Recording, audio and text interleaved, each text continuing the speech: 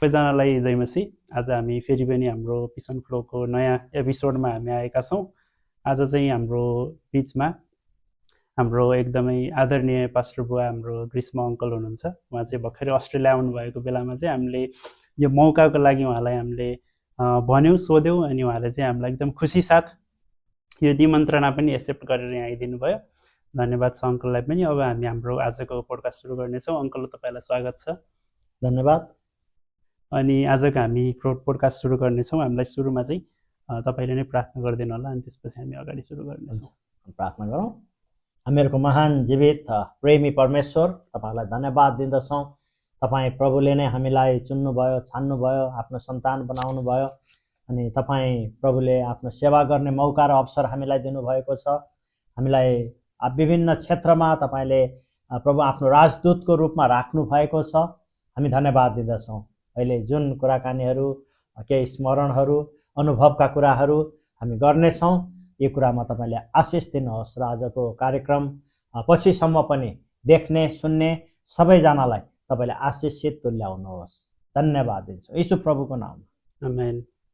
हुन्छ, अङ्कललाई धन्यवाद। अनि अङ्कल, हाम्रो अस्ट्रेलियाको बसाइ कस्तो हुँदैछ? ठिक छ, रमाइलो हुँदैछ। हजुर, पहिला पनि आउनुभएको थियो होइन? हो, यो मेरो तेस्रो पटक हो। हजुर। अनि पहिला र अहिले चाहिँ जे होस्, हजुरले भर्खरै नातिनीको पनि आशिष पाउनु भएको छ। हजुरलाई धेरै बधाई छ आशिषको लागि पनि। अनि आज अब यो अस्ट्रेलियामा चाहिँ हजुर आउँदै गर्दा सुरुचोटि चाहिँ हजुर कहिले आउनुभएको थियो? वर्ष ठ्याक्कै चाहिँ याद भएन। कोभिडभन्दा पहिला चाहिँ दोस्रो पटक थियो। हजुर। त्योभन्दा करिब फेरि अर्को 1-2 वर्ष अगाडि पहिलो पटक थियो। पहिला पनि हाम्रो यहाँ सङ्गतिहरूमा, नेपाली सङ्गतिहरूमा चाहिँ हजुरले जाने अवसर पाउनु भएको थियो कि थिएन? यहाँ क्यानबेरामा यो हाम्रो यहाँको सङ्गति भर्खरै सुरु भएको थियो। हजुर। सायद त्यो दोस्रो पटक आउँदाखेरि। पहिलो पटक आउँदा क्यानबेरामा नेपाली सङ्गति थिएन, अथवा मलाई याद भएन। हजुर, मैले भेटिनँ। तर सिडनीमा चाहिँ केही नेपाली सङ्गतिहरूमा चाहिँ जाने, सङ्गति गर्ने मौका भएको थियो। त्यति बेला त नेपालीहरू पनि धेरै भेटिन्थेनन् कि भेट्नुभयो? सिडनीतिर त हुनुहुन्थ्यो, धेरैजना नै भेटेँ, तर क्यानबेरामा चाहिँ एकदमै कम। अहिले चाहिँ टन्नै भेट्नुभयो? अहिले चाहिँ प्राय भेटिन्छ। अब चर्चहरू पनि वृद्धि भएछ, सानो सानो नै भए पनि 3-4वटा नेपाली चर्च रहेछन्।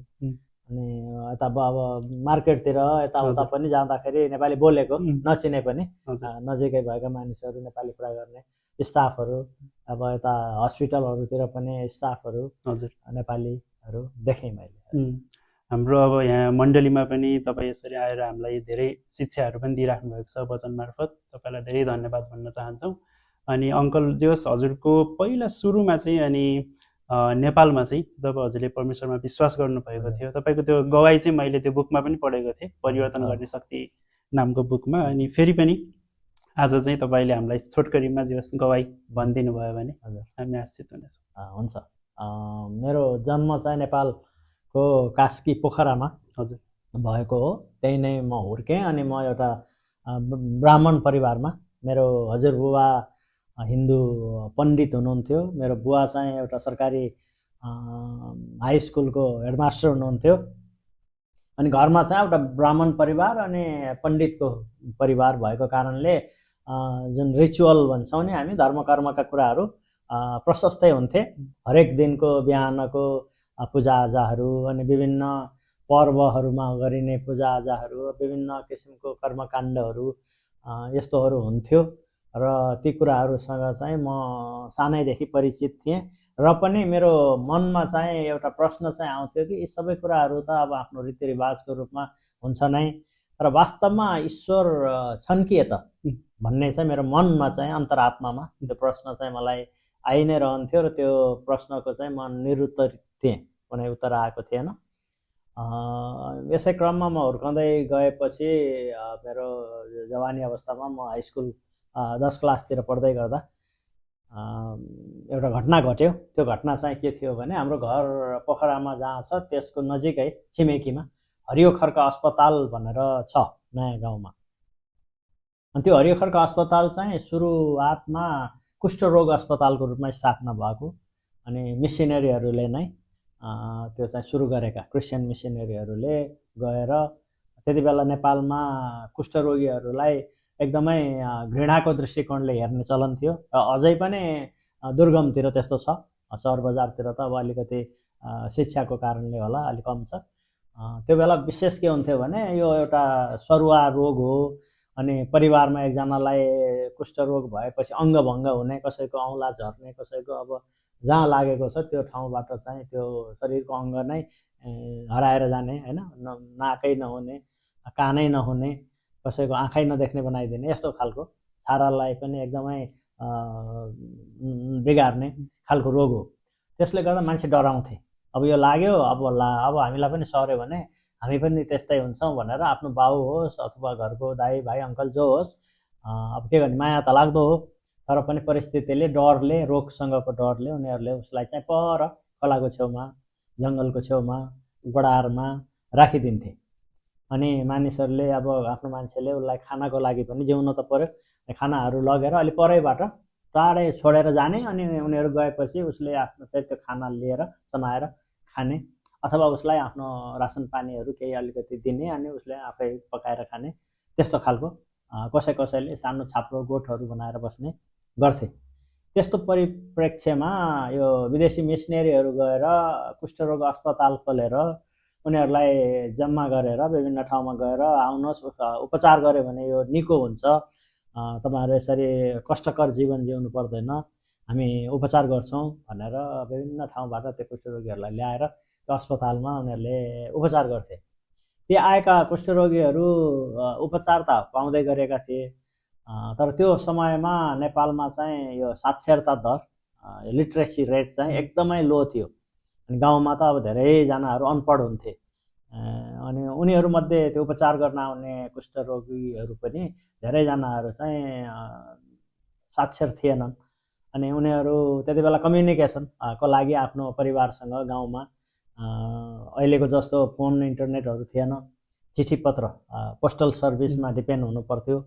अनि उनीहरूले चिठी लेख्नको लागि अब आफूले लेख्न सक्दैनथे, अनि त्यहाँ नजिकमा छिमेकमा अलिकति स्कुल जाने भाइ बहिनीहरू उनीहरूले खोज्दै आउँदाखेरि कतिजनासँग मेरो भेट भयो, अनि उनीहरूले मलाई आग्रह गरे हाम्रो घरमा गाउँमा चिठी लेख्नलाई सहायता गरिदिनुहुन्छ भनेर। अनि मैले पनि हुन्छ भनेर, मलाई पनि अब सानैदेखि अलिकति सामाजिक सेवाको भावना थियो। अनि म हाई स्कुल पढ्दा पनि जुनियर रेड क्रसमा म एक्टिभ थिएँ, सेवाको कार्यहरू गर्ने। अनि मैले हुन्छ भने अनि उनीहरूलाई चिठी लेखिदिन्थेँ, उनीहरूले जे भने त्यही कुरा पेपरमा लेखिदिने, अनि उनीहरू लगेर त्यो पोस्ट गर्थे। अनि फेरि उनीहरूले रिप्लाई पाउँदाखेरि पनि त्यही, उनीहरूले पढ्न आउँदैन, अनि फेरि चिठी बोकेर आउँथे म कहाँ, त्यो घरबाट चिठी आयो भाइ बाबु पढिदिनुहुन्छ भनेर, अनि मैले खोलेर जे छ त्यो उनीहरूलाई सुनाइदिन्थेँ। यस्तै गर्दै गर्दा उनीहरूसँग मेरो चिनजान एक प्रकारको फ्रेन्डसिप हुनु गयो केहीजनासँग। अनि उनीहरूले कस्तो कुरा गर्थे, अब मसँग अलिकति फेमिलियर भएपछि पछि भने त्यो हरियोखरको अस्पताल, कुष्ठरोग अस्पतालमा सबै कुरा ठिकै छ, राम्रै छ, तर एउटा कुरा चाहिँ उनीहरूले क्रिस्चियन धर्मको प्रचार गर्छन्, अनि हामीलाई पनि क्रिस्चियन भइदिए हुन्थ्यो भन्ने प्रकारको चाहिँ ट्रिट गर्छन्। अनि जतिले क्रिस्चियन भए उनीहरूलाई एकदमै माया गर्छन्, वास्ता गर्छन्, अनि हामी क्रिस्चियन नभएर आफ्नै पुरानो धर्ममा रहेकाहरूलाई चाहिँ त्यति वास्ता गर्दैनन् उनीहरूले भन्ने कुराहरू उनीहरूले गर्थे मसँग। अनि यो सुनेर एउटा हिन्दू युवकलाई चाहिँ दुःख लाग्नु स्वाभाविकै हो, किन उनीहरूले यस्तो भेदभाव पक्षपातपूर्ण व्यवहार गर्छन्, एउटा धार्मिक आस्थाको आधारमा यस्तो हस्पिटल जस्तो ठाउँमा एउटा सेवा चाहिँ निष्पक्ष रूपमा हुनुपर्ने, उनीहरूले चाहिँ एउटा क्रिस्चियन र अक्रिस्चियन छुट्याएर भेदभाव गर्ने रहेछन्, यो राम्रो पनि भएन। अनि अर्को कुरा, अब हाम्रो धर्म संस्कृतिको मान्छेहरूलाई क्रिस्चियन कुराहरू प्रचार गरेर सिकाएर, फेरि त्यो बेला हाम्रो देशमा चाहिँ धार्मिक स्वतन्त्रता, इभन राजनैतिक स्वतन्त्रता पनि थिएन। त्यति बेला पञ्चायत काल थियो, राजा अन्तर्गत हिन्दू राज्य थियो नेपाल, राजाको शासन, एकतन्त्री शासन, पञ्चायती व्यवस्था थियो। त्यस हुँदाखेरि अब अरू कुनै पनि यो राजनैतिक दलहरू पार्टीहरू खोल्ने स्वतन्त्रता पनि थिएन। धर्मको त झन् पुरा पुरै जाओस् होइन, अरू धर्मलाई आफ्नो चाहिँ अभ्यास गर्ने, प्रचार प्रसार गर्ने यस्तो स्वतन्त्रता थिएन। क्रिस्चियनहरूलाई त अझै धेरै दमन गरिन्थ्यो। कतिजनाहरू त क्रिस्चियन भयो भनेर उनीहरूलाई जेल पनि पठाइएको थियो, त्यस्तो अवस्था थियो। अनि मैले विचार गरेँ यो क्रिस्चियन मिसनरीहरू अब कतिजना क्रिस्चियन नेपाली क्रिस्चियनहरू पनि यस्तो व्यवहार गर्छन् भने यिनीहरूलाई एक्सन लिनुपर्छ, कारबाही गर्नुपर्छ कानुनी भनेर मेरो मनमा लाग्यो। अनि एक दिन चाहिँ म सिडिओ कार्यालय भनेको चिफ डिस्ट्रिक्ट अफिसर कोमा गएँ। अनि गएर कुराहरू भने मैले यस्तो हुन्छ हरियो-खर्क अस्पतालमा भनेर मैले सुने। त्यहीँको बिरामीहरूले भन्नुभयो। भनेपछि सिडिओले मलाई के भन्नुभयो भने तपाईँले केही लिखित रिटर्न एप्लिकेसन ल्याउनु भएको छ अनि उनीहरूको नेम लिस्ट को मान्छेहरू यसमा इन्भल्भ छ त्यस्तो ल्याउनु भएको छ भनेर मलाई सोध्नुभयो। मसँग केही थिएन, मैले भर्बली र मौखिक रूपमा मात्रै यो कुराहरू जानकारी गर्नलाई गएको। अनि छैन सर त्यस्तो लेखेर मैले ल्याएको छैन भनेपछि उहाँले मलाई सिकाउनु भयो, भाइ एउटा काम गर्नु, यस्तो कुराहरू मैले अरूबाट पनि सुनेको छु, आज पनि तपाईँले भन्नुभयो।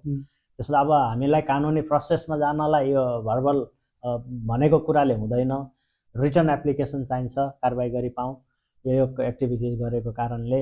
अनि यो व्यक्तिहरू त्यसमा इन्भल्भ छ भनेर लिस्ट चाहियो, तपाईँ जानुहोस् र अब यो विदेशीहरूको छोडिदिनु, उनीहरूलाई हामीले गरे पनि त्यसबाट पठाउने हो, अरू ठुलो कारबाही हामीले गर्न सकिँदैन। नेपालीहरू चाहिँ जो छ तपाईँ पत्ता लगाउनुहोस् लिडरहरू र तिनीहरूको लिस्ट बनाएर अनि एप्लिकेसन लेखेर म कहाँ आउनु अनि म एक्सन लिन्छु भनेर सिडिओले मलाई त्यो सिकाइदिनु भयो।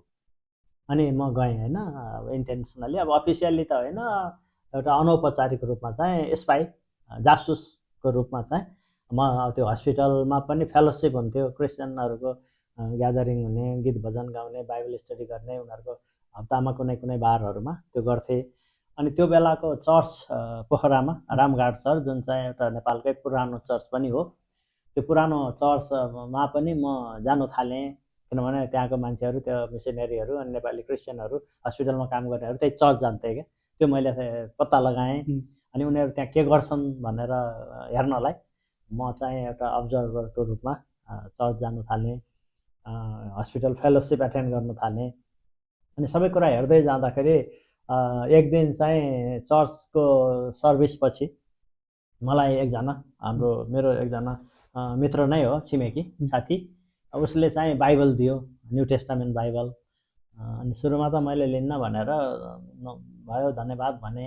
अनि पछि फेरि त्यहीँ त्यो ग्रुपमा भएको अर्को एकजना कसैले भन्यो लिनुहोस् यो चाहिँ अब उहाँले गिफ्ट दिनुभएको हो, तपाईँलाई पढेर विश्वास गर्नुभयो भने मुक्ति उद्धार पाउनुहुन्छ, विश्वास गर्नु भएन भने कमसेकम ज्ञान पाउनुहुन्छ। बाइबलमा त ज्ञानको कुरा थुप्रै छ, के फरक परेर तपाईँहरूलाई पढेर बिग्रिँदैन, लिनुहोस् भन्नुभयो। अनि मलाई पनि मनमा आयो म त अब यहाँ चाहिँ खोजी गर्दैछु के छ कस्तो छ भनेर यिनीहरूको। अनि बाइबल भनेको क्रिस्चियनिटी भनेको हाम्रो धर्म संस्कृतिको विरुद्धमा हो भन्ने कुराहरू र्युमर एउटा हल्ला चाहिँ थियो। मैले पनि त्यही कन्सेप्ट बनाएको थिएँ सुनेर। अनि यिनीहरू चाहिँ हाम्रो धर्म मास्नलाई खतम गर्नलाई आएकोहरू हुन्, यो नराम्रो हो होइन, अब गाई खाने धर्म, विदेशी धर्म, तल्लो जातको धर्म आदि इत्यादि भनेर आरोप लगाउने त्यही खालको मनमा सोच पनि मेरो पनि पसेको बिउ जस्तो। अनि हेर्नु पर्यो नि त, अब उनीहरूसँग म कतिपटक डिस्कस गर्न पर्ला, अब म खोजी गर्दैछु। अनि उनीहरूको कुरा अलिक बुझ्यो भने पो राम्रो बेटर चाहिँ डिस्कसन हुन्छ, नत्र उनीहरूको केही पनि मलाई थाहा छैन भन्ने त ब्लाइन्डली कसरी कुरा गर्ने, क्वेसन गर्ने, त्यसो त म अध्ययन गर्छु यसलाई भन्ने मेरो मनमा आयो। अनि मैले एक्सेप्ट गरेँ त्यो बाइबल लगेर मैले नेक्स्ट डेबाट एकदम सुरुबाट पढ्न थालेँ। अनि पढ्दाखेरि चाहिँ अब मत्तीको सुसमाचार होइन, सुरुमा त मलाई बोर पनि लाग्यो, किनभने त्यो येशू ख्रिस्टको जेनियोलोजी, यसले उसलाई जन्मायो, उसले उसलाई जन्मायो, उसले उसलाई जन्मायो, बाइबल के यस्तो यसले जन्मायो मात्रै भने यस्तो पो रहेछ बाइबल भने जस्तो लाग्यो पहिला सुरुमा है। अनि जब चाहिँ म येशू ख्रिस्टको जन्म भन्ने चाहिँ पोर्सनमा पुगेँ, अनि जुन चाहिँ यो त्यसपछि पढ्दै गएपछि इन्ट्रेस्ट लाग्यो। अझ पढ्दै जाँदाखेरि यो मत्ती 5, 6, 7 यो चाहिँ सर्मन अन द माउन्ट, डाँडाको उपदेश, येशूले चाहिँ दिनुभएको शिक्षामा आइपुगेँ। त्यसले झन् मलाई इन्ट्रेस्ट जगायो। अनि त्यो पढ्दै जाँदाखेरि जस्तो होइन, आफ्नो शत्रुलाई पनि प्रेम गर, आफ्नो भाइको पनि आलोचना नगर, अनि तिमीले आफ्नो आँखाको कसिङ्गर पहिला निकाल आदि इत्यादि होइन, गुप्तमा दान गर, बदला नल्याऊ, गुप्तमा प्रार्थना गर, गुप्तमा धर्मकर्म गर, यस्तो कुराहरू चाहिँ पढ्दै जाँदाखेरि त्यसले मेरो हृदयलाई छोयो। बाइबलमा त नराम्रो कुरा त केही पनि छैन, किन मान्छेहरूले विरोध गर्छन्? येशूले सिकाउनु भएको त प्रत्येक कुरा वास्तविक कुरा छ, सबैको लागि यो त असल कुरा छ, भलाइको कुरा छ भन्ने मेरो मनमा त्यो प्रकारले आउनु थाल्यो। अनि त्यस्तै गरेर म एक दिन एउटा घरेलु सङ्गतिमा पनि गएको थिएँ। चर्चमा जाँदै गर्दा त्यो मान्छेहरूलाई, चर्चको मेम्बरहरूलाई, अगुवाहरूलाई थाहा थिएन कि म स्पाईको रूपमा गएको छु भनेर। अनि उहाँहरूले त विचार गर्नुभयो यो यङ म्यान होइन, एउटा मान्छे जवान भाइ इन्ट्रेस्ट राखेर आउँदैछ भनेर उहाँले एकदम केयर गर्ने, वास्ता गर्ने होइन, मलाई वार्म वेलकम दिने अनि नजिक हुने त्यस्तो गर्नुहुन्थ्यो। अनि त्यो पनि एउटा चाहिँ चर्चको मान्छेहरूको व्यवहार। मेरो इन्टेन्सन जेसुकै भए पनि उहाँहरूलाई थाहा थिएन, तर उनीहरूले गर्ने मलाई वेलकम, स्वागत, सत्कार, एउटा माया, वास्ताले पनि मेरो हृदयलाई चाहिँ छोयो। अनि एउटा घरेलु सङ्गतिमा चाहिँ एकजना नर्स दिदी हुनुहुन्थ्यो, अहिले पनि उहाँ वृद्ध हुनुहुन्छ। अनि त्यो दिदीले चाहिँ घरेलु सङ्गतिको अन्तमा मलाई प्रार्थनाको कुराहरू हुन्छ नि आफ्नो आफ्नो, अनि मलाई भन्नुभयो, भाइ तपाईँलाई कस्तो लाग्दैछ, तपाईँ केही समयबाट चर्च आउनु भएको छ, हामीहरू सङ्गतिमा नि कहिले कहिले आउनुहुन्छ, तपाईँलाई कस्तो लाग्दैछ भनेर। किनभने म त्यति बेलासम्म कमिटेड क्रिस्चियन त होइन, अनि उहाँलाई लाग्यो नयाँ बिलिभर हो भनेर चाहिँ मेरो रेस्पोन्स बुझ्नुभयो। अनि मैले चाहिँ भने त्यति बेला खोइ मलाई त्यस्तो खासै केही लागिराखेको छैन भनेर मैले भने। अनि उहाँले भन्नुभयो, भाइ अब अरू कुराहरू त हाम्रो हातको कुरा होइन, परमेश्वरको हातको कुरा हो, हामी चाहिँ तपाईँको लागि प्रार्थना गर्छौँ, तपाईँको लागि प्रार्थना गरौँ भनेर सोध्नुभयो उहाँले। अनि मैले उहाँलाई एउटा च्यालेन्ज गरेँ, चुनौती दिएँ। के भने दिदी तपाईँले मेरो लागि प्रार्थना गर्न सक्नुहुन्छ, गर्नुहोस्, तर म तपाईँलाई यो कुरा चाहिँ चुनौती दिन्छु कि च्यालेन्ज गर्छु कि तपाईँको प्रार्थनाले म क्रिस्चियन हुनेवाला छैन, तपाईँको प्रार्थनाले म चेन्ज हुन्न, तपाईँको प्रार्थनाले म चेन्ज भयो भने तपाईँको परमेश्वर चाहिँ जीवित परमेश्वर भनेर म गवाही दिनेछु, तर मलाई आइएम स्योर म चाहिँ हुँदिन्न, त्यस कारणले तपाईँ प्रार्थना गर्नुहोस् नगर्नुहोस् भनेर मैले भने। अनि उहाँले हुन्छ भाइ अब यो सबै कुराहरू परमेश्वरको हातको कुरा हो, म त प्रार्थना गर्ने हो, हामी प्रार्थना गर्न सक्छौँ, हुन्छ प्रार्थना गरौँ भनेर उहाँहरूले अरू कुरा लाइन गर्नुभयो। मलाई पनि, मेरो लागि पनि उहाँहरू सबै मिलेर त्यहाँ भएको 8-10 जनाले प्रार्थना गर्नुभयो। अनि म चाहिँ हेरिरहेँ होइन, उहाँहरू आफ्नो आँखा बन्द गरेर शिर निहुराएर प्रार्थना गर्नुभयो। मलाई कता कता हाँसो पनि उठ्यो, तर मैले उहाँहरूलाई पनि अब त्यो इन्सल्ट गर्न चाहँदैनथेँ, मैले हाँसो दबाएर एकदम रोकेर चाहिँ बसेँ। यसरी पनि हुन्छ र भन्ने जस्तो मेरो मनमा लाग्थ्यो होइन। अनि आमिन भयो, सबै कुरा सकियो, ठिक छ, बिदा भयो। अनि म सेभरल टाइम त्यो हस्पिटल पनि हेर्नुलाई गएँ के गर्छन् यिनीहरूले भनेर। अनि त्यहाँ मैले के देखेँ भने अघि भने जस्तै हाम्रो आफ्नो समाजबाट, आफ्नो मान्छेहरू, आफ्नो परिवारबाट त्यागिएकाहरू खोलाको किनारमा, ओडारमा, जङ्गलमा राखेको मान्छेलाई ल्याएर यो कहाँ कहाँ एकदमै विकसित देशहरूबाट होइन, युरोप, अमेरिका, अस्ट्रेलिया जस्तो ठाउँहरूबाट आएको मिसनरीहरू, डक्टरहरू, नर्सेसहरू, हेल्थ वर्करहरूले त्यो हाम्रो चाहिँ लेपर्सहरूलाई, कुष्ठ प्रभावित व्यक्तिहरूलाई उनीहरूको एकदम खुट्टाको घाउहरू सफा गरिदिएको, उनीहरूको चाहिँ ट्रिटमेन्ट गरेको, उनीहरूसँगै नजिकै भएर अँगालो हालेर उनीहरूलाई काउन्सिलिङ गरेको, एकदम प्रेमपूर्ण व्यवहार क्या है। अब हाम्रो आफ्नो समाजमा त्यसमा पनि हाम्रो आफ्नो संस्कृति चलनमा के छ भने मान्छेहरूलाई हेप्ने चलन, जातिको आधारमा, बिरामीको आधारमा, दुःख पाएको मान्छेहरूलाई झन् है भनेर तुच्छ गनेर होइन नजिक हुने, उसलाई अँगालो हाल्ने त कुरा छैन। त्यो संस्कृति मा हुर्केको मान्छे, अनि त्यो टाढा टाढाबाट आएका त्यति ठुलो ठुलो भनौँ न हाम्रो दृष्टिकोणले, बुझाइले त्यति बेला डक्टरहरू, नर्सेसहरू भनेको नेपालको लागि छ, त्यो पनि विदेशी, सेतो छाला देखेपछि होइन, स्वर्गदूत जस्तै भए। त्यस्तोहरूले एकदमै दुःखमा परेका मान्छेहरूलाई खुट्टा छोएर ट्रिटमेन्ट गरेर त्यो एकदम पिप बगिराखेको घाउहरू सफा गरेर सेवा गरेको देख्दाखेरि अनि म एकदमै प्रभावित भएँ। मलाई चाहिँ अब यहाँनिर चाहिँ 2-3टा कुरा आयो। एउटा कुरा त परमेश्वरको वचन पढ्दै थिएँ म, बाइबल, त्यसले मलाई टच गर्यो, परमेश्वरको वचनको शक्ति। अर्को त्यो घरेलु सङ्गतिमा मलाई प्रार्थना गरिदिनु भयो उहाँहरूले, त्यति बेला त म जान्दैन थिएँ होइन पावर अफ प्रेयर, प्रार्थनाको शक्ति। त्यो प्रार्थनाको शक्तिले पनि मेरो जीवनमा काम गर्यो होला। अनि तेस्रो कुरा चाहिँ यो सेवाको काम, प्रेमको सेवा हैन, ख्रिस्टको नाममा परमेश्वरको नाममा गरिने प्रेमपूर्ण सेवा भाव हस्पिटलमा उनीहरूले चाहिँ आफ्नो एउटा त्यो गवाही हो, साक्षी हो हैन, सेवापूर्ण कार्य पनि, दयाको सेवा क्रिस्चियनहरूले या कुनै मिसनले चर्चले अरू मानिसहरूको लागि गर्छ, भकाएकाहरूलाई खुवाउने, बिरामीहरूलाई उपचार अथवा सहायता गर्ने हैन, आवश्यकता अनुसार मान्छेलाई चाहिँ मद्दत गर्ने काम, त्यसले पनि मान्छेलाई ठुलो इम्प्रेसन, एउटा प्रभाव चाहिँ दिँदो रहेछ। अनि त्यो मेरो जीवनमा त्यो पनि आयो। यी सबै कुरा मिलेर एउटा प्याकेजको रूपमा अनि मैले चाहिँ हैन यो नराम्रो चाहिँ केही पनि छैन। अनि सबै कुरा बुझ्दै जाँदा त्यो हस्पिटलमा कसैले कसैलाई फोर्सफुल्ली कन्भर्ट गरेको पनि मैले देखिनँ। थियो त्यहाँ केही लिफलेटहरू बाइबलहरू राखिदिएको थियो, चाहनेहरूले पढ्थे, तर कसैले कसैलाई तिमी क्रिस्चियन हुनैपर्छ भनेर त्यस्तो प्रेसर पनि कसैले दिएको थिएन हैन। इभन म सेभरल टाइम उनीहरूको त्यो कार्यक्रमहरूमा, सङ्गतिमा, चर्चमा जाँदा पनि मलाई कसैले फोर्स गरेन। तर म आफै बाइबल पढ्दै जाँदा, व्यवहारहरू देख्दा अनि मेरो हृदयमा त्यो कुराहरू आयो, परिवर्तन आयो। अनि त्यसपछि मैले चाहिँ येशू ख्रिस्टलाई प्रभु र मुक्तिदाता भनेर विश्वास गरेँ। म क्रिस्चियन भएँ अनि पछि ब्याप्टिजम लिएँ हैन। कसैले पनि मलाई फोर्स गरेन। अनि त्यसपछि चाहिँ अब यो सबै सुनेका कुराहरू गलत रहेछ दा, एउटा मान्छेहरूको अफवाह रहेछ, भ्रम रहेछ, गलत धारणा रहेछ, आरोप रहेछ भन्ने कुरो चाहिँ मलाई प्रष्ट भयो। त्यसपछि म फेरि फर्केर रिपोर्ट गर्न भनेर गइनँ सिडिओ अथवा अफिसरकोमा। म फेरि फर्केर गइनँ, तर म निरन्तर बाइबलहरू पढ्न थालेँ, चर्च जान थालेँ। चर्चमा अनि मैले अरू धेरै आत्मिक रूपमा अलिकति अरू कुरा बुझ्ने मौका भयो। अनि केही ट्रेनिङहरू मैले लिएँ। त्यसो गर्दै गएर अनि म चाहिँ एक प्रकारले क्रिस्चियन जीवन जिउन थालेँ र मैले प्रभुलाई पाएँ छोटकरीमा भन्नुपर्दा यो। तर अब त्यसपछि फेरि परिवारमा त अब त्यो बुझाइ थिएन, अन्डरस्ट्यान्डिङ फरक थियो। त्यसो त हाम्रो एउटा हिन्दू घरानाको मान्छे क्रिस्चियन भयो भनेर हैन, अरू दुखित हुनुभयो।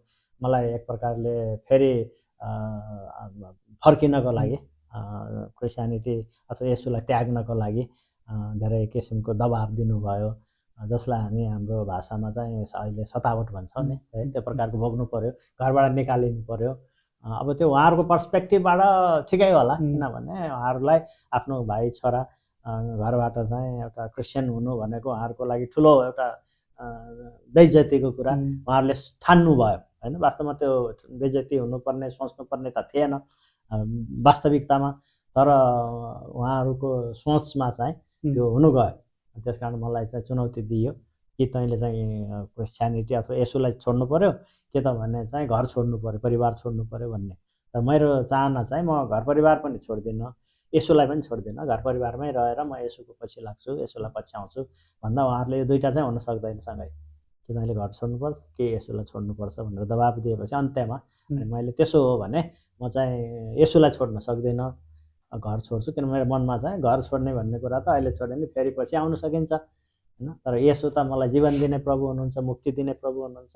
उहाँलाई त्यागेर चाहिँ फेरि म चाहिँ बस्न सक्दिनँ। अब फेरि सृष्टिकर्तालाई त्यागेर सृष्टिको पूजा गरेर त म त बस्दिनँ। अब त मैले सत्यता बुझेँ भन्ने मेरो मनमा निश्चयता आयो। त्यस कारण मैले चाहिँ येशू रोजेँ। अनि उहाँहरू एकदम आक्रोशित भएर मेरो घरबाट चाहिँ मलाई गइहाल भन्नुभयो। एक्स्ट्रा केही लानु पनि दिनु भएन। मैले मेरो हातमा एउटा आफ्नो बाइबल मात्रै लिएर र लगाएको कपडा लिएर म गएँ, अर्को एक्स्ट्रा कपडा पनि थिएन। अनि एउटा क्रिस्चियन साथीसँग गएर केही समय बसेँ। अनि मैले एउटा सानो काम खोजेँ। पछि केही लगभग 1 महिनापछि सानो काम गरेर अनि बिस्तार बिस्तार म चाहिँ क्रिस्चियन जीवनमा बढेँ। यतिसम्म कि त्यति बेला चाहिँ म अब लुगा थिएन, अब कोसँग माग्ने पनि हैन। अब अलिकति आफ्नो आफ्नो स्वभाव हुन्छ, माग्न आफूलाई शरम लाज लाग्ने भएको कारणले दिउँसो लगाएको लुगा अब फोहोर भयो भने 1-2 दिन त त्यो लगाउने, अनि बेलुका धोएर चाहिँ हैन कोठामै सुकाएर म चाहिँ सुत्थेँ। अनि बिहानै उठेर चाहिँ त्यो अब गर्मी सिजन हो भने सुक्थ्यो, कहिलेकाहीँ जाडो सिजनमा हाफवे हुन्थ्यो क्या, पुरा नसुकेको, र पनि बाध्यता छ, अर्को छैन एक्स्ट्रा, अनि त्यो लुगा लगाउनु पर्थ्यो। त्यसरी पनि केही समयलाई। अनि पछि त मैले काम गरेपछि फेरि एक्स्ट्रा लुगाहरू किनेँ। यसरी चाहिँ क्रिस्चियन जीवनमा बिस्तार बिस्तार। अनि चर्चमा पनि जाँदै जाँदै जाँदै गर्दा अलिक केही समय भएपछि मलाई बाल सङ्गतिको जिम्मा दिनुभयो। म सन्डे स्कुल टिचर भएँ।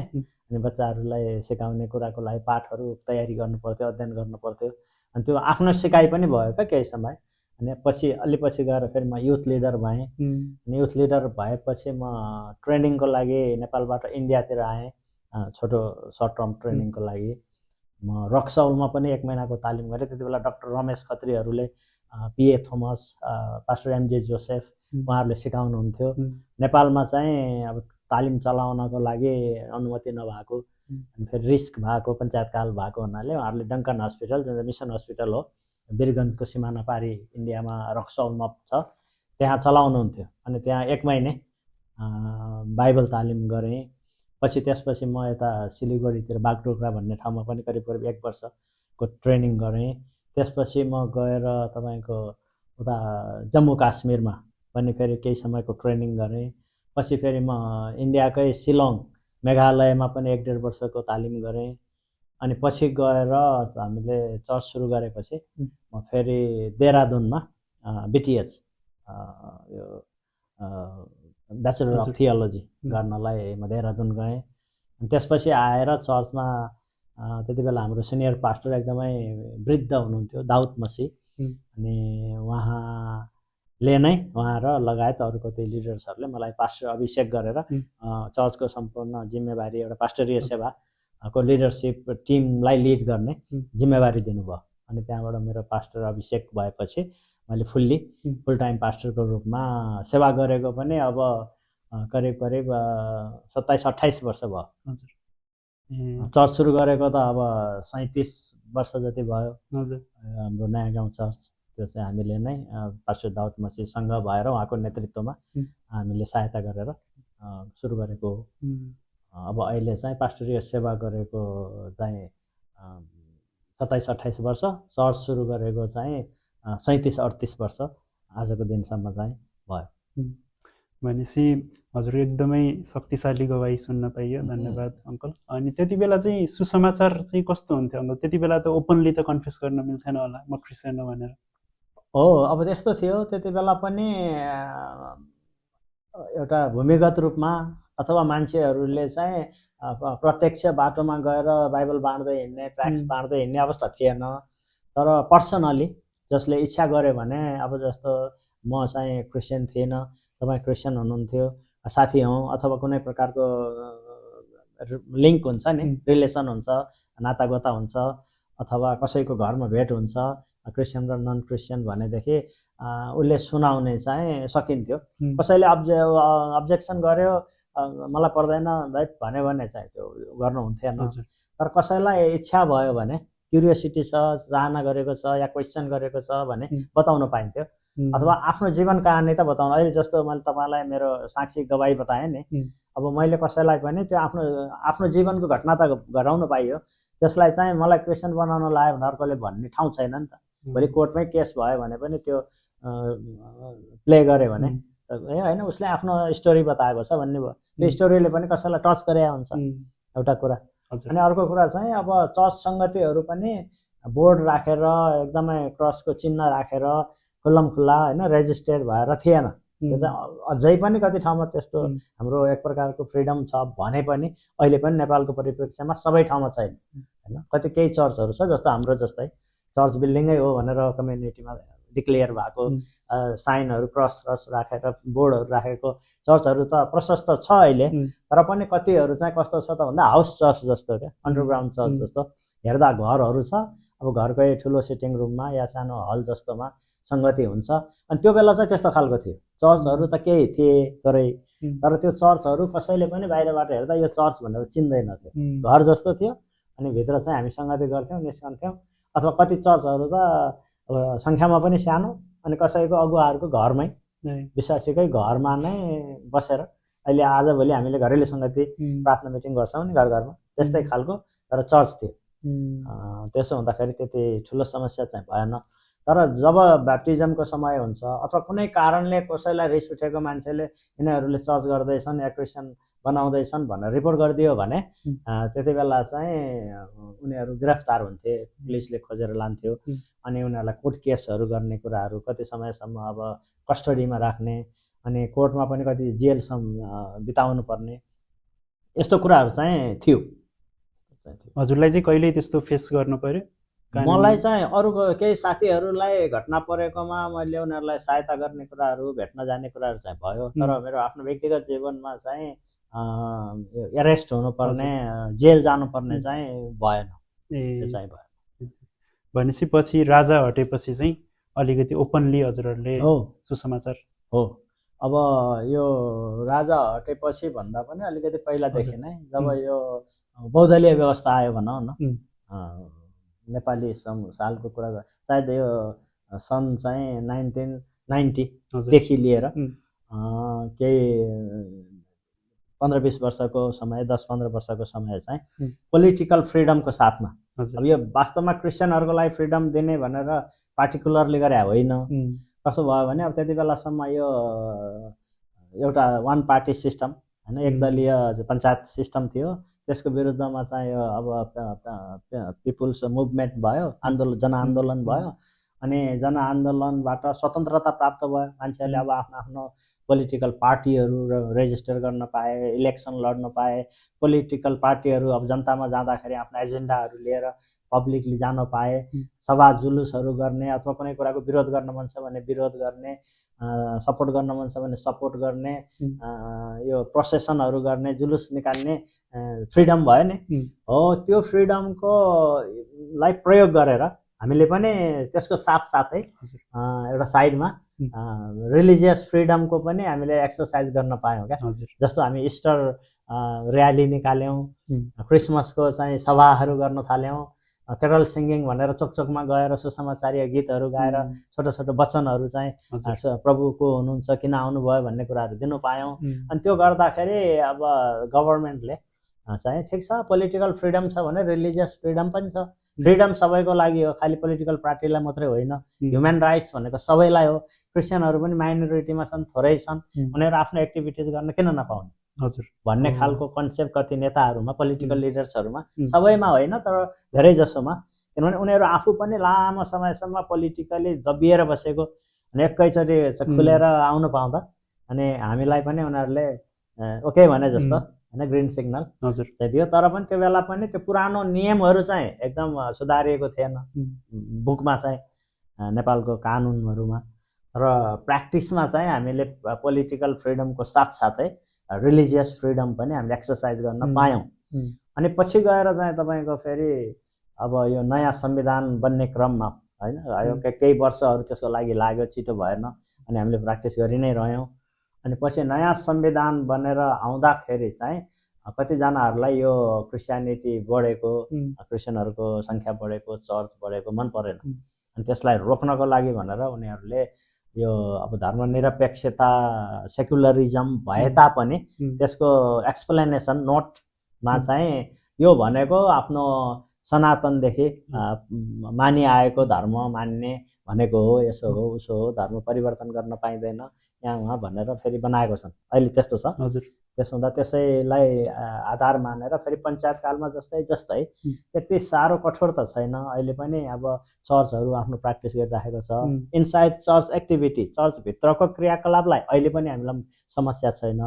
चर्चभित्र हाम्रो गीत भजन सङ्गति आफ्नो कार्यक्रमहरू होइन, कसैले चर्चको बाप्टिजम पनि चर्चमै अब ट्याङ्की राखेर या त अन्डरग्राउन्ड ट्याङ्क बनाएर या त प्लास्टिकै ट्याङ्की पनि ड्रमहरू चलाएर चर्चभित्र हाताभित्र कम्पाउन्डभित्र गर्ने कार्यक्रमहरू आफ्नो सबै सङ्गतिहरू केही समस्या छैन। आएर किन गरिस् भन्दैन। चर्चमा कसैले ताला लगाउन आउँदैन। चर्चहरू डिक्लेयर गरेको, साइनबोर्ड राखेको चर्चहरू थुप्रै छन्, भइराखेको छ। तर अहिले चाहिँ जुन आउटरिच छ बाहिर ओपन इयर होइन, त्योहरू गर्नलाई चाहिँ अहिले दिँदैन। तर पनि अहिले पनि हामी क्रिसमस इस्टरको बेला चाहिँ यो चाहिँ हाम्रो फेस्टिभल हो, सिजन हो भनेर गरिराखेको छौँ। त्यसमा चाहिँ त्यति बाधा हालेको छैन। गुड फ्राइडे इस्टर अनि क्रिसमस सिजनमा चाहिँ छुट छ, इग्नोर गर्छन् क्या उतातिर, यो यिनीहरूको गरिहाल्छन् भन्ने छ। अरू बेला चाहिँ तपाईँ बाटोमा गएर कसैलाई ट्र्याक्स बाँड्नुहोस्, बाइबल बाँड्नुहोस्, घर घर जानुहोस् भन्ने। अब कति मान्छेहरू ओपन हुन्छ, उनीहरू एकदमै स्वीकार गर्ने खालको फ्रेन्डली हुन्छन्। ठिक छ, अध्ययन गरेर के भएर तपाईँको कुरा हो, सेयर गर्नुहोस्, दिनुहोस्, हामी हेर्छौँ, ठिक छ, धन्यवाद भन्नेहरू 90% छ।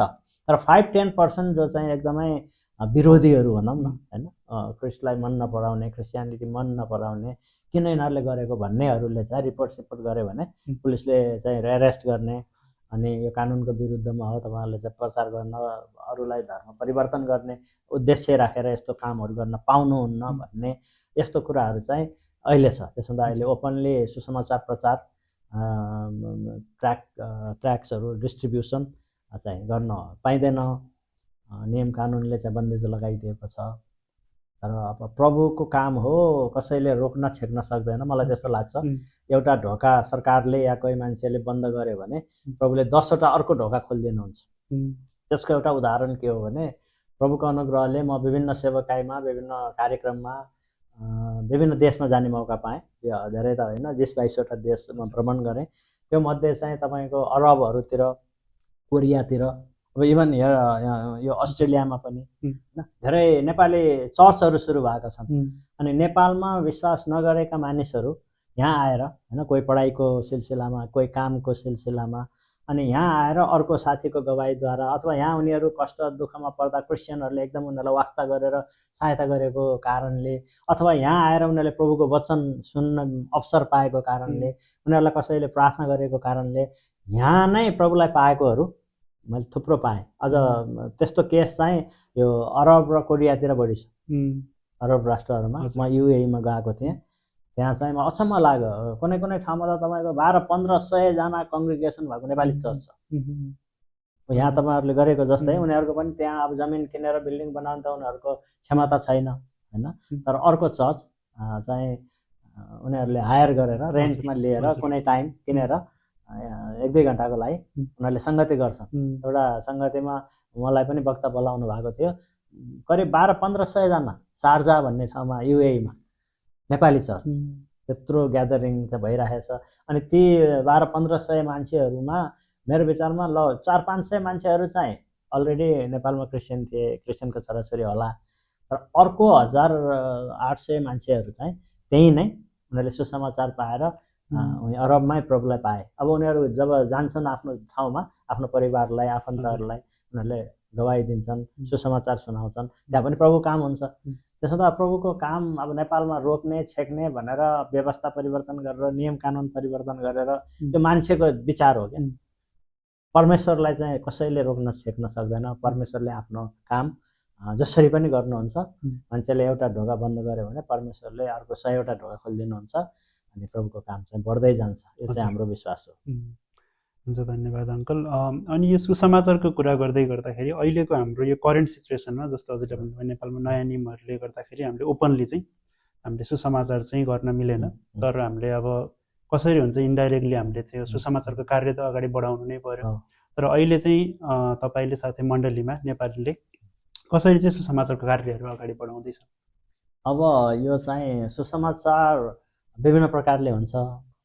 जस्तो मैले विश्वास गर्दाको समय र अहिलेको समय लगभग अब कति कुरामा सिमिलर भन्ने जस्तै, यो कति कुरा चाहिँ अब डाइरेक्ट सुसमाचार, कति कुराहरू चाहिँ तपाईँको अब सोसियल गस्पल पनि भन्छन्। जस्तो त्यो त्यही बेलामा पनि मिसनरीहरू गएर सेवा कार्य गरे, त्यसले म प्रभावित भएँ भने जस्तो अहिले हामीले गर्ने बिहेव होइन, एउटा सेवाको कार्यहरू, आफ्नो जीवन शैली, मानिसहरूप्रतिको वास्ता प्रेम प्रदर्शन गर्ने, मान्छेहरू चाहिँ केही खराबी गर्दा कति उनीहरू चाहिँ विरोधी शत्रु हुन्छन् भने हामीले चाहिँ आफ्नो शत्रुलाई पनि प्रेम गर्न सक्यौँ, सिक्यौँ, त्यस्तो खालको व्यवहार गऱ्यौँ भनेदेखि मान्छेहरू अचम्म मान्छन्।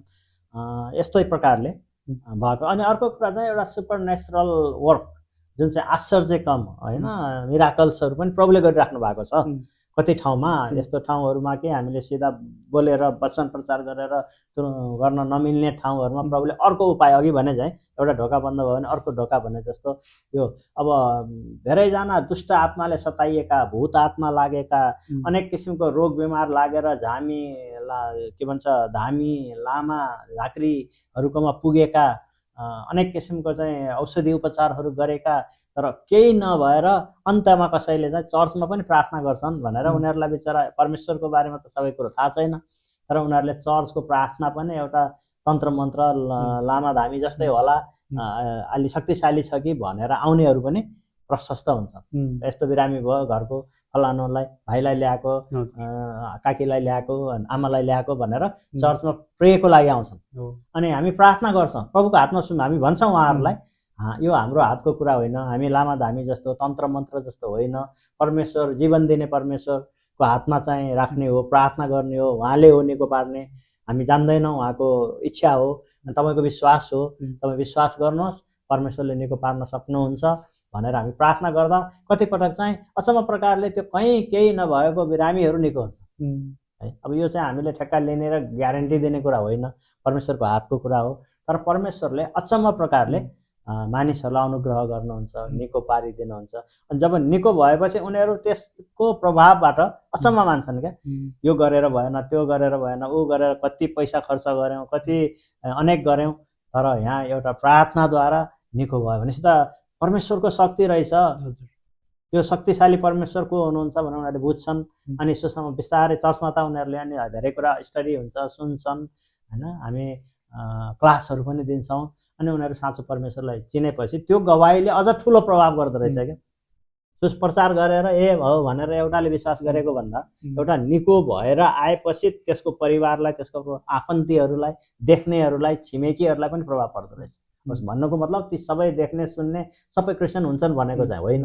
कतिजना चाहिँ चासो लिन्छन्, आफै चर्च आउँछन्। त्यसरी चाहिँ सुसमाचारको कार्य भएको छ भने अब पहिला पहिला हामी खुल्लम खुल्ला तपाईँको ठुलो ग्राउन्ड चौरहरूमा जिजस फिल्महरू सो गर्ने, ट्र्याक्स डिस्ट्रिब्युसन गर्ने, बाटोमा प्रचार गर्ने गर्थ्यौँ भने अब चाहिँ हाम्रो विश्वासीको कहीँ अब सहरमा बस्ने, अहिले म पोखराबाट आएँ, पोखरामा हाम्रो चर्चमा आउनुहुनेहरू विभिन्न गाउँको मान्छेहरू विविध कारणले पोखरा आएकोहरू न हो है। कसैको गाउँ स्याङ्जा छ, कसैको गाउँ पर्वत छ, कसैको गाउँ तनहुँ छ, कसैको लमजुङ छ, यसरी छन् नि। अनि त्यो विश्वासीहरूको आफ्नो लिङ्क हुन्छ, आफन्तहरू त्यो गाउँमा छन्, अनि भिजिटको लागि जाने, अनि कुनै गाउँमा विश्वासीहरू हुन्छन्, त्यो ठाउँमा गएर उनको विश्वासीको घरमा सङ्गति राखिन्छ नि त। अनि त्यो विश्वासी घरको वरिपरिको छिमेकीलाई उहाँले आफ्नो आफन्तहरूलाई त्यो सङ्गतिमा घरमा निम्त्याउनुहुन्छ सङ्गतिको लागि होइन। आज पोखराबाट आउनु भएको छ, काठमाडौँबाट आउनु भएको छ हाम्रो अगुवाहरू, आउनुहोस् बेलुका सँगै बसौँ, यसो कुराकानी गरौँ भनेर बोलाउनुहुन्छ। अनि धेरैजना आउँछन्, अनि त्यहाँ हामीले आफ्नो गवाई दिन्छौँ, सुसमाचार सुनाउँछौँ, बाइबल खोल्छौँ। घरभित्र आफ्नो एक्टिभिटी त क्रिस्चियनले गर्न पायो नि त। क्रिस्चियनको घरमा आउनेहरू पनि इच्छा नहुने आउँदैनन्, जबरजस्ती भएन, इच्छा हुनेहरू आउँछन्, सुन्छन्। अनि कतिहरूले विश्वास गर्छन्, कतिले गर्दैनन्, आफ्नो आफ्नो इच्छाको कुरा हो। त्यसरी त्यो प्रकारले पनि भएको छ भने कतै ठाउँमा चाहिँ अब विभिन्न एनजिओ, आइएनजिओ, सरकारी अफिसहरूमा अहिले त अब क्रिस्चियनहरू छन् नि त धेरै थोरै। अनि उनीहरूले त्यहाँ गर्ने एउटा डिलिजेन्टली आफ्नो कामलाई इमान्दारिताको साथ, लगनशीलताको साथमा होइन, काम नठग्ने, अब यो भ्रष्टाचार नगर्ने किसिमले, अनि सेवाग्राहीहरूलाई राम्रो सेवा दिने, त्यो खालको प्रस्तुति हुँदाखेरि पनि त्यो पनि एउटा टेस्टिमोनी। यो क्रिस्चियन स्टाफ र अर्को चाहिँ फरक छ त हजुर होइन, उसको बोलीचाली व्यवहार फरक छ। यो क्रिस्चियन स्टाफको बोलीचाली व्यवहार काम फरक छ। यिनीहरू किन यस्तो हुन्छ भन्दा यो चाहिँ बाइबलले बनाएको, यो चाहिँ येशू ख्रिस्टको कारणले, क्रिस्चियन भएको कारण ऊ फरक हो भन्ने कुरा, यो चाहिँ एउटा एकदमै पावरफुल चाहिँ टेस्टिमोनी, गस्पल चाहिँ त्यो हो। त्यो खालको कामहरूले प्रभुले चाहिँ काम गरिराख्नु भएको छ। हजुर, अङ्कलले भने चाहिँ जो विश्वासीहरूको जीवन नै एउटा सुसमाचार चाहिँ बन्न सक्छ। मान्छेहरूको बिचमा हामीले केही पनि नबोले पनि, हामीले डाइरेक्टली उहाँहरूलाई केही पनि नभने पनि जीवनबाटै हामीले चाहिँ त्यो कुराहरू देखाउन सक्छौँ। अनि अङ्कलसँग अझै कुरा बढाउँदै जाँदाखेरि चाहिँ, अनि अङ्कलले चाहिँ अहिले पास्टरीय सेवाकाई गर्नुभएको चाहिँ कति वर्ष जति? अब 27-28 वर्ष लाग्नु लाग्यो। 28 वर्ष लाग्नु लाग्यो। धेरै एक्सपिरियन्स हजुरले गर्नुभएको छ नयाँ गाउँ चर्च परिवारमा बिचमा काम गर्दाखेरि, पोखरामा काम गर्दाखेरि पनि। अनि अङ्कललाई चाहिँ केही अब जस्तै कोही चाहिँ एउटा एकदमै पास्टर बन्नको लागि अथवा भविष्यमा गएर सेवा गरौँ भन्ने उहाँको सोच छ, अथवा कोही चाहिँ भर्खरै पास्टरीय सेवाकाईमा जाँदै हुनुहुन्छ भने उहाँहरूलाई तपाईँले केही सुझाव दिन पर्यो भने आफ्नो एक्सपिरियन्सबाट अथवा जति पनि तपाईँको शिक्षाहरू छन् त्यो कुराहरूबाट चाहिँ सुझाव दिन पर्यो भने चाहिँ के दिन चाहनुहुन्छ? अब यो पास्टरीय सेवाकाई भन्नेको चाहिँ एउटा प्रभुको अनुग्रह हो, प्रभुको सेवा गर्ने अवसर हो। शब्दले अहिले चाहिँ कस्तो छ, कतिको बुझाइ चाहिँ पास्टर भनेको ठुलो पद, चर्चमा क्रिस्चियनहरूको बिचमा ठुलो पदको रूपमा गुरु, किनभने हाम्रो चाहिँ गुरु कन्सेप्ट छ नि त होइन, गुरु महाराज त्यस्तो पण्डित होइन। अनि त्यस्तै गरेर अब यो चाहिँ आफ्नो आफ्नो धर्म अनुसारको गुरु धर्मगुरुहरूको पद हुन्छ नि, त्यो हिसाबले हेर्दाखेरि यो चाहिँ एकदम ठुलो पद हो भनेर मान्छेले विचार गर्छन्। तर बाइबलीय दृष्टिकोणबाट, बाइबलीय अर्थबाट हेर्दाखेरि त्यस्तो होइन। प्रभु येशू आफैले भन्नुभएको छ होइन, तिमीहरू मध्ये चाहिँ जो सबैको सेवक हुन्छ त्यो नै तिमीहरूको अगुवा हो भनेर। अनि पास्टर शब्दले नै यो चाहिँ गोठालो हो। पास्टर भनेको वास्तवमा चाहिँ गोठालो हो। हजुर। त्यसो हुँदाखेरि यो सेवा गर्नको लागि दिइएको मौका, अनि हामीले चाहिँ अब बाइबलमा अगुवाहरू अनि अरू चाहिँ समूहलाई चाहिँ भेडाहरू भनेर भनेको छ, अगुवालाई गोठालो भनेको छ। प्रभु येशूले पनि एउटा उदाहरण नमुना आफ्नो जीवनबाट दिनुभएको छ, म असल गोठालो हुँ भनेर भन्नुभएको छ होइन।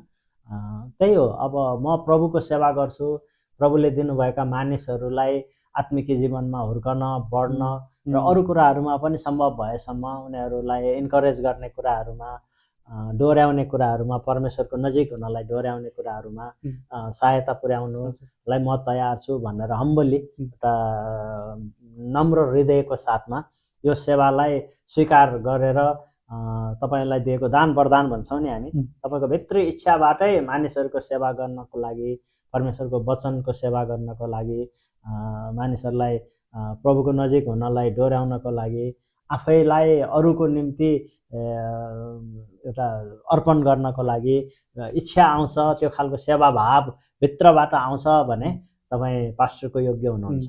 अनि यो पनि म भन्न मन लाग्यो अहिले तपाईँले सोधेको बेलामा कि कुनै चर्चमा, मण्डलीमा चाहिँ धेरै पास्टरहरू हुन्छन्। जस्तो मेरो चर्चमा पनि अफिसियली डिक्लेयर गरेको र एउटा चाहिँ अफिसियल पोजिसनमा पास्टर, सिनियर पास्टर भनेर मलाई मानिन्छ। तर मेरो दृष्टिमा चाहिँ म एक्लो छैन, किनभने हाम्रो चर्चमा एक अर्कालाई वास्ता गर्ने, चाहे त्यो सानो घरेलु सङ्गति झुन्डमा होस्, चाहे बाल सङ्गतिमा नानी बाबुहरूलाई एकदम माया वास्ता गरेर सम्हाल्ने व्यक्ति होस्, त्यो चाहिँ के हो त भन्दा पास्टर हो। चाहे त्यो चाहिँ घोषणा गरिएको होस् या नहोस्, उसलाई भनिएको होस् या नहोस्, परमेश्वरको दृष्टिमा त्यो व्यक्ति चाहिँ पास्टर हो। पास्टर भनेको अघि मैले भने नि गोठालो हो, जबकि समूहलाई, मान्छेलाई कसैले एकदमै वास्ता गर्छ, केयर गर्छ होइन, उसको लागि आफूले सकेसम्मको के गर्नुपर्छ, मूल्य चुकाउनु पनि ऊ तयार हुन्छ। त्यो खालको हार्ट र त्यो खालको चाहिँ वरदान कसैमा छ भने त्यो चाहिँ पास्टर हो। अनि त्यसले गर्ने सेवा चाहिँ पास्टरीय सेवा हो। अब हाम्रो चर्चको अफिसियल सिस्टममा चाहिँ होइन, अब चर्च बोर्ड हुन्छ, चर्च कमिटी हुन्छ, अनि त्यो चर्च बोर्ड कमिटीको पनि चेयरपर्सनको रूपमा पास्टरले काम गर्नुपर्ने, एडमिनका कुराहरू हेर्नुपर्ने, चर्च बढ्दै गएपछि धेरै कुराहरू आउँछ नि त, म्यानेजमेन्ट हेर्नु पर्यो, एडमिन त्यहाँका कुराहरू राख्नु पर्यो, चर्च गभर्मेन्टको कुराहरू आए, यी सबै कुरा मिलाउनलाई पनि एउटा चर्चको के भन्छ अब तपाईँको फिजिकल हेड भनौँ न, स्पिरिचुअली युनिभर्सल चर्चको हेड त प्रभु हुँदै हुनुहुन्छ, तर लोकल चर्चलाई पनि स्पिरिचुअल हेड त प्रभु नै हुनुहुन्छ। तर अघि मैले भनेको छु म्यानेजमेन्ट, एडमिन आदि इत्यादि होइन, अब मिटिङको कुराहरू चेयर गर्नु पर्यो। त्यो हिसाब किताबले एउटा चर्चको चाहिँ मुख्य अगुवा, मुख्य गोठालोको रूपमा चाहिँ पास्टरलाई एपोइन्ट गर्ने चलन छ धेरै चर्चहरूमा। अब कति चर्चहरूले चाहिँ शब्द पास्टर प्रयोग गर्छन् धेरै जसोले, कतिहरूले चाहिँ पास्टर नभनेर एल्डर मात्रै भन्ने, पास्टर नभएको चर्चहरू पनि हुन्छ। कसैले ब्रदर भन्छन्, कसैले फादर भन्छन्, त्यो आफ्नो आफ्नो चर्च डिनोमिनेसन अथवा आफ्नो आफ्नो चर्चको चाहिँ एडमिन अनुसार हुने कुरा हो है, त्यस्तो हो।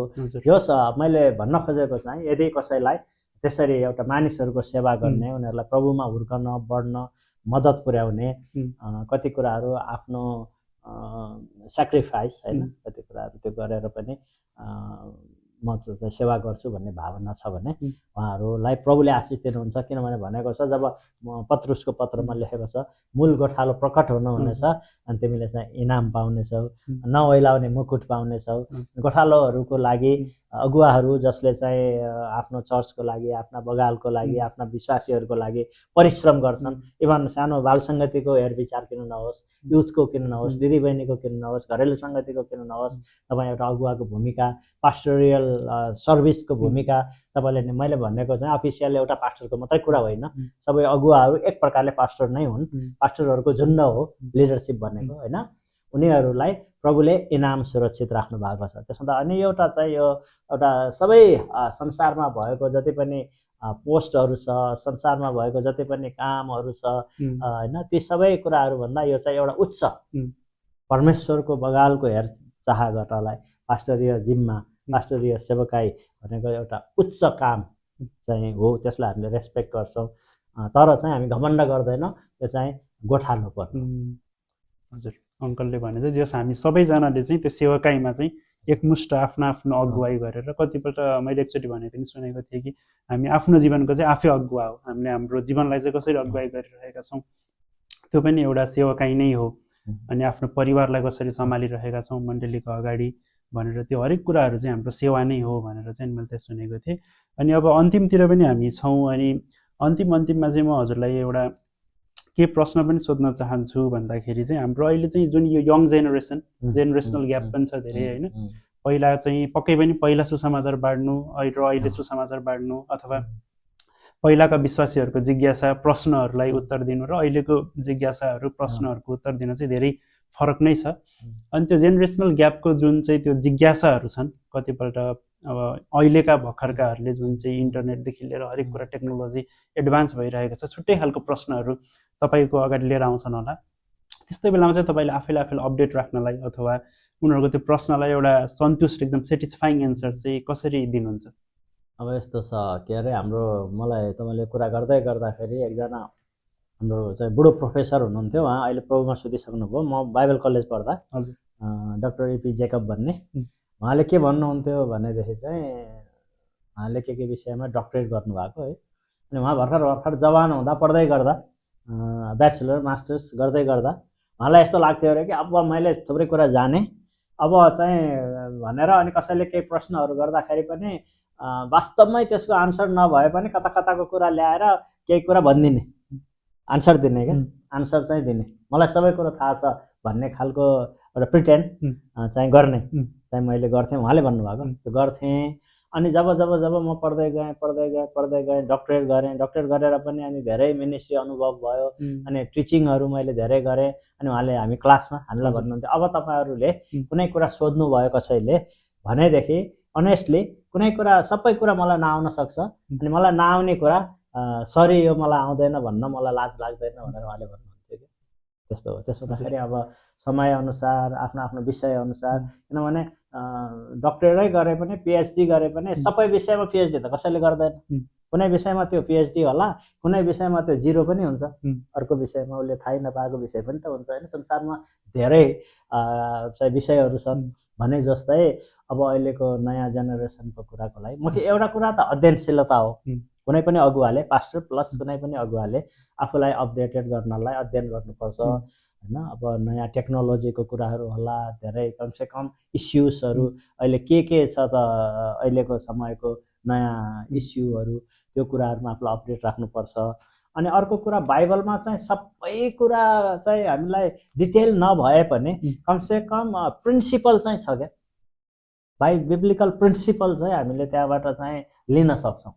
कुन कुरामा बाइबलले के भन्छ भनेर डिटेल चाहिँ नभए पनि प्रिन्सिपलहरू चाहिँ बाइबलमा छ हो, त्यो कुरा चाहिँ अगुवाहरूले खोज्नुपर्छ। त्यसो भयो भने अहिलेको न्यू जेनेरेसनलाई पनि एड्रेस गर्नलाई हामीलाई चाहिँ सजिलो हुन्छ।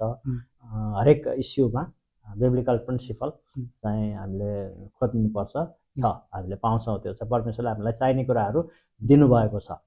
अब अर्को कुरा चाहिँ नयाँ जेनेरेसनलाई जेनेरेसन ग्याप अब कति कुराहरूमा चाहिँ नचाहँदै पनि हुन्छ, तर हामीले आत्मिकी कुरामा, प्रभुको वचनको कुरामा, शिक्षा सङ्गतिको कुरामा, बिब्लिकल टिचिङको कुरामा, डिसाइपलसिपको कुरामा चर्चले चाहिँ त्यसलाई एउटा ग्याप नहोस्, ब्रिजिङ गर्नलाई एउटा भरमग्दुर प्रार्थनासहित प्रभुको अनुग्रह खोजेर चाहिँ कोसिस गर्नुपर्छ।